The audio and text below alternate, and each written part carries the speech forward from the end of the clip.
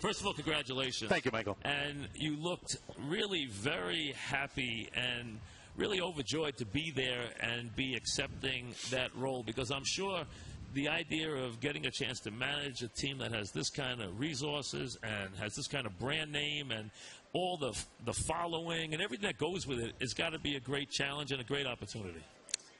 Exactly, Mike, especially the players, to manage these guys that I watched for a couple of years since I've been back. I've done the ESPN games, and they're usually on playing the Yankees, so absolutely. I did get to see some fantastic players, and I'm looking forward to being in uniform with them next week. I get to leave tomorrow morning. And everyone in New York's knowing you and your personality, it's going to be fun to thrust you into the Yankee Red Sox thing. It's going to be a lot of fun. When you now have dug into this, and we know that you are a major guy in terms of preparation, so you've spent the entire offseason, I'm sure, examining every nook and cranny of your team. Was it as bad as we were led to believe after the season? Was there as many big problems with that team as we were led to believe? Mike, I have researched a lot, but that's one of the things I've stayed away from. I wasn't there.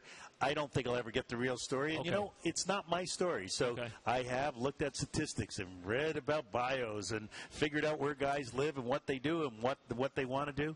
I think there was a situation, talking to players, talking to people who were there, there was a situation that sounds like it wasn't good. And I'm glad that I wasn't part of it, and hopefully it won't be part of the future. Is your message clean slate? Has that been your message to everybody? Clean Absolutely. Slate? That's it? Yeah, it's 2012. It has to be a clean slate. That doesn't mean that if, in fact, you feel that you're doing something wrong and now you know that it's time to do something right and you're willing to say, hey, I made a mistake. There's nothing wrong with that either, and maybe that's easier to clean the slate and move forward.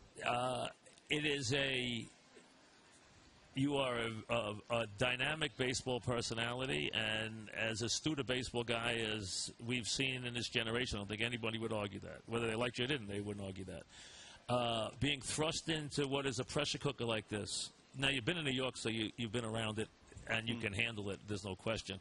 How about being thrust into Boston, where they say it's even tougher than it is in New York day to day, the way they examine everything?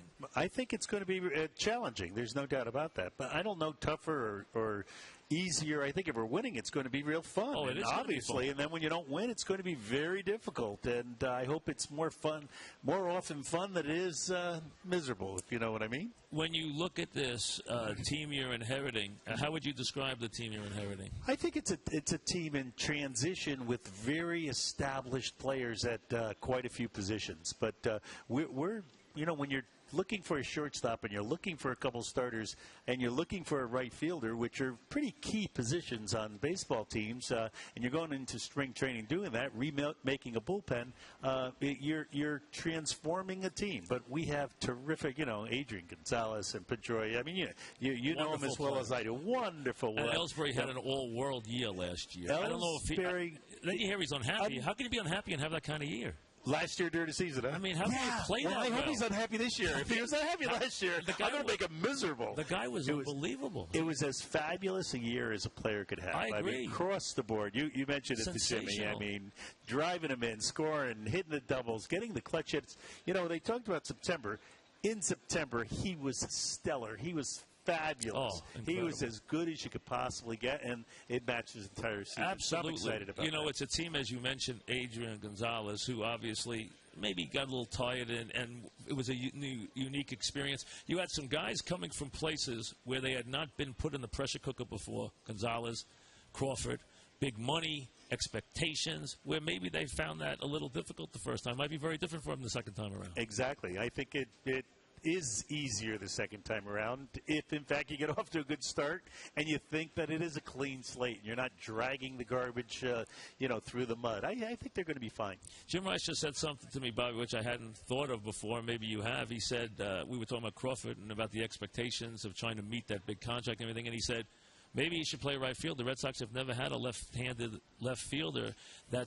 I'm sure that's something, knowing you're something you probably, about the idea of playing that wall left-handed might be something that is a setback and something not natural for a left-hander. Never thought of that before, but he said they had never had a left-handed left fielder. Anything you thought about? Well, I've read about it, and I've thought about it. Does it make any sense? Well, It probably makes a lot of sense. Jim Rice is a Hall of Famer. I totally got to pivot to make that, off the wall. Absolutely. I don't know if it's not that he can do. He's a great athlete, but I don't know if it's something that would make you move him to another position, to right field. Yeah, the problem we have, we have a problem, we have a solution. Right. The problem is he's coming back from an operation now, so I'm not sure how long of spring training we're really going to have to work with him during spring training. But part of the solution is that we just built a brand-new ballpark. It's a replica on the field of Fenway. It has the monster. We have a practice field that has a monster. It has the right field. It has all the exact dimensions of Fenway. So during our practice time for the next 2 months, or when Carl gets there, he's reporting on the 19th, at least we'll be able to visualize it firsthand and not just have to think about it and see how it works. One of the fascinating things I've thought about, I was talking with Bobby Valentine, the Red Sox manager. Bart has a dynamic arm. He had a very tough September. He gave up a lot of big hits, and lost leads, and had a very tough month. What do you envision for him? As a pitcher on our team, he's coming as a starter in spring training. He's conditioned all winter to work with endurance a little more. He has it in his mind that he can be a starter. He was in college. He was a very successful one in college. We're going to see what we have. I don't know how to figure that out other than I was just sitting with Gaylord Perry. Right. Hey, Gaylord, when you came to the big leagues, were you a starter or reliever? Hell, I was a reliever. I hated being a reliever, but I was a reliever. Just like so many other pitchers who came to the big leagues. I don't believe the transition, Michael, physically is so difficult because so many people have done it.